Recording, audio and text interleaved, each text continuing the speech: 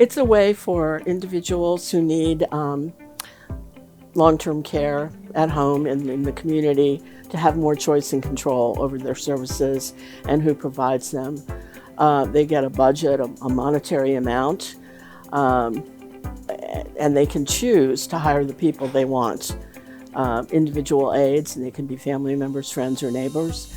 They can also they can also choose to buy other goods and services that address their disability needs.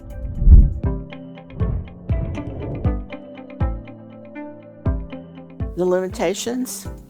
Well, it's not right for everyone. Some people, it does put more responsibility on people to direct their own services. And if they don't have family members, friends, or neighbors that they want to hire, it can be more challenging to find individual aides. Although there are more and more registries where they can find people.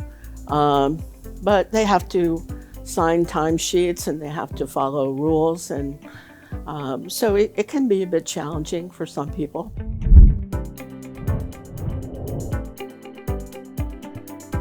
Well, that's up to the state. Each of our programs the states decide that. But mostly, if people are going to be self-directing, they tend to hire only one or two aides who stay with them for a long time. And rather than having to have a set, standardized training course, which I think is very appropriate for agency-employed aides, it's an opportunity for them to determine what particular types of training they need, given the background of the aide they've hired and given what their needs are.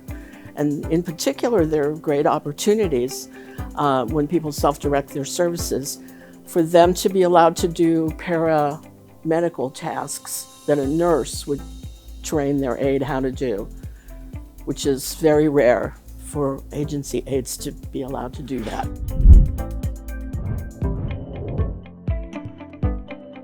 Well, there are two principal elements of the infrastructure. One is the accounting service. We have a bureaucratic name for it, the Financial Management Services Entity, or the fiscal intermediary. That organization, which is under contract to the state program and is paid for by the program, manages all financial transactions for the beneficiary when they're buying things from their budget and when they're paying their workers. And in particular, it serves as their payroll agent so that there's compliance with all the tax, labor, and immigration laws that apply. So that's very important, and it also means that everything that they buy is documented and who they're paying to be their aides. The other very important piece is the counseling, the one-on-one counseling that is available to people. And that is an advisory role. So in particular, in the very beginning, people often need a lot of help with the paperwork for hiring aides. Sometimes they need coaching about what questions they should ask when they're hiring people. So it's a skills training kind of role that the counselors play, because the idea is to make them more and more autonomous and able to manage their budget themselves.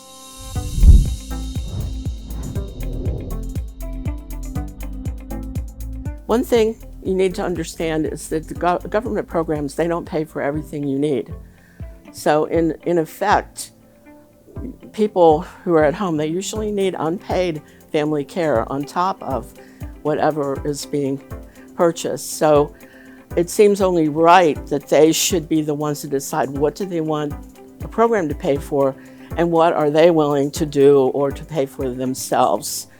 And sometimes we find that people can come up with some very creative solutions, and when they direct their own budget, they're allowed to purchase things that wouldn't normally be covered, in the formal service providers, and that can be very, very convenient for them. And they can also schedule according to their own needs, which can be difficult if you're using an agency.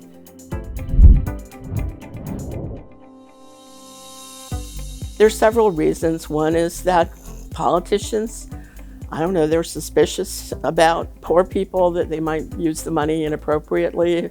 If it was just unrestricted, you could go buy drugs or alcohol or go gambling or something, and no one would know.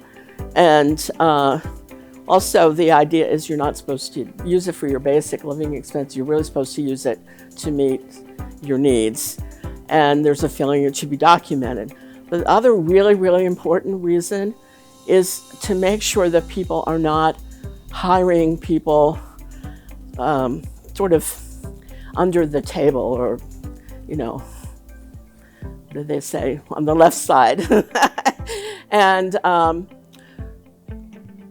we have a lot of undocumented workers in this country who are migrants, and so we don't want them to be exploited using government money.